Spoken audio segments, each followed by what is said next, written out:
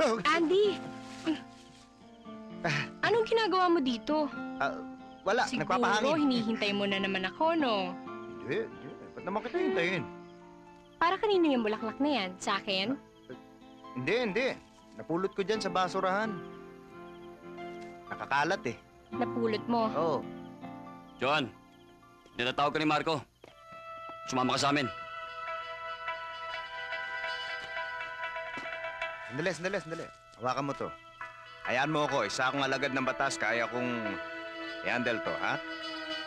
Mga tol, baka naman pwedeng madaanan sa magandang usapan to. Kasi ako hindi naman talaga...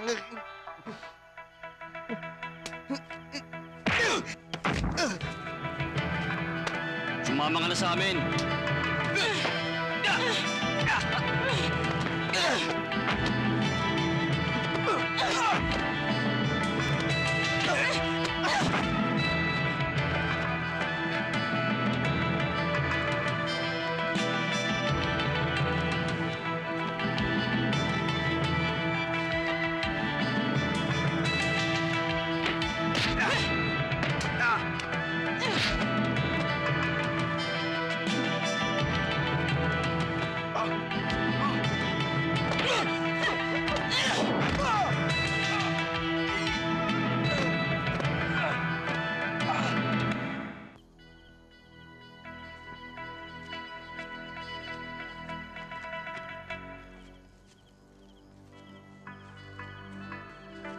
Andy!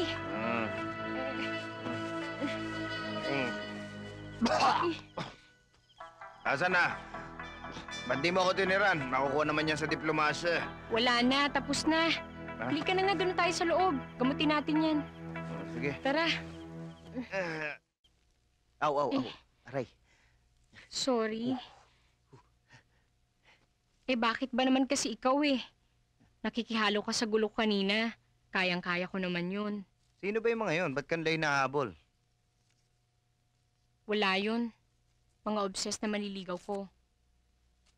Sobra namang magmahal yun, parang gusto kang patayin.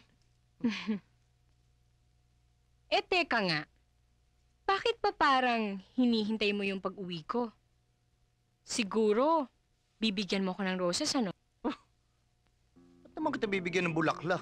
Mahal-mahal ng bulaklak, pamimigay ko lang. Kasi naman, sa araw-araw na ginawa ng Diyos, lagi na lang ako may nakikitang bulaklak dyan sa bakuran ko. Isang kumpol ng red roses. Oh, Oo. talaga? Sino kaya yung nagbibigay sa'yo ng bulaklak?